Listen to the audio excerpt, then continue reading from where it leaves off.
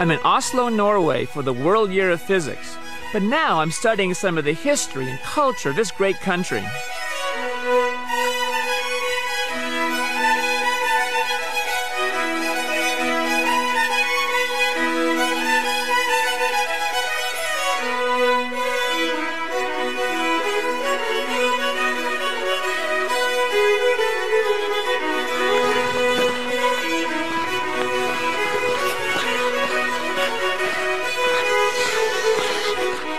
Wow, I better get to the Viking ship museum for my video conference.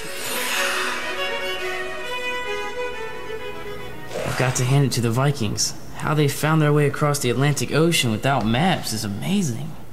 Well, they didn't have maps like ours, but they were pretty sophisticated navigators. Hi, Dr. D. I was beginning to wonder if you were going to find the museum. Well, it's easy to get distracted when you're doing research. And soon I'll be going to Andenes about the Arctic Circle to see the Northern Lights.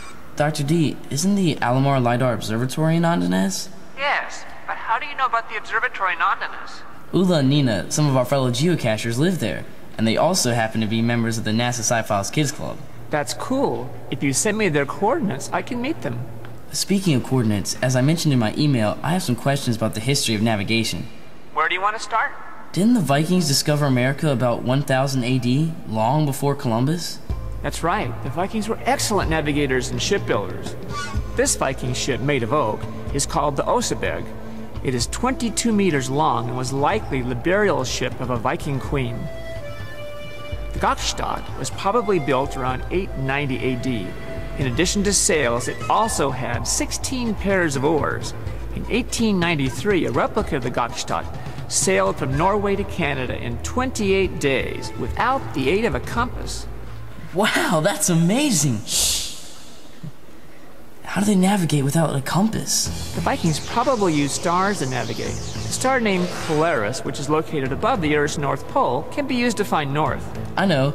Polaris is sometimes called the North Star. It's always in the same place in the sky, and you use the Big Dipper to find it. Very good. But when the Vikings sailed in the summer months, they would have had difficulty finding the North Star. Why is that? Because Norway is so far north, there are places where the sun never sets in the summer. That's why it's called the land of the midnight sun. Even in southern Norway, it doesn't get really dark at night. Dr. D, how would they navigate without a compass or the use of the stars? Lots of ways. For example, they relied upon landmarks. They used ocean currents, prevailing winds, and swells, and they observed the migrations of birds and whales to find their way. Is it possible that they used the sun? Yes, they apparently used the sun's shadow and the rising and setting positions of the sun to find north. Okay, and if there are clouds? Some people think they used a sunstone to locate the rising or setting sun when there were clouds on the horizon. I have a piece right here. How does it work? It's called Iceland spar.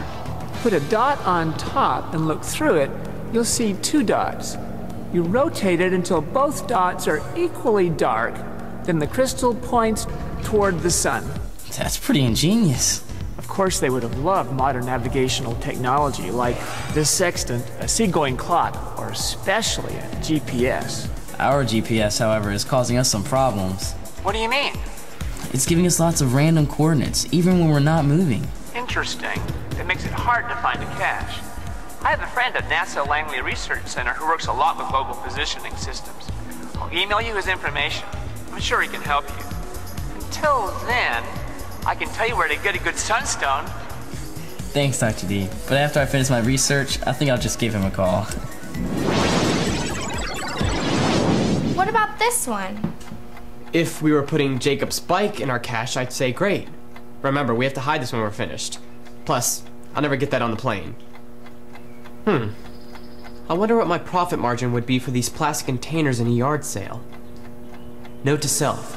Investigate long-term investment potential in plastics. Did you read Bianca and Jacob's Get Up and Go sheets? Yes, and we still need to learn about how satellites and GPS work if we want to complete our assignment. Dr. D mentioned talking to a friend of his at NASA. Yes, maybe we can meet him after we finish making our geocache. And finding supplies for your camping trip.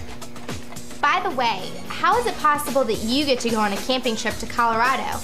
Isn't that expensive? These, Catherine, are the benefits of being on the board of a high-profile financial institution. You're a member of the board? Well, no, my mom is. She's taking me camping after our meetings. I'll tell you all the details when you take me to the airport. I can't take you to the airport. I can't drive yet. Oh, right. Note to self. Also, investigate investment opportunities in transportation companies. So what's up? How will the treehouse detectives find the geocache? What should they do if their GPS devices go out again? Find out in the next exciting chapter of The Case of the Technical Knockout.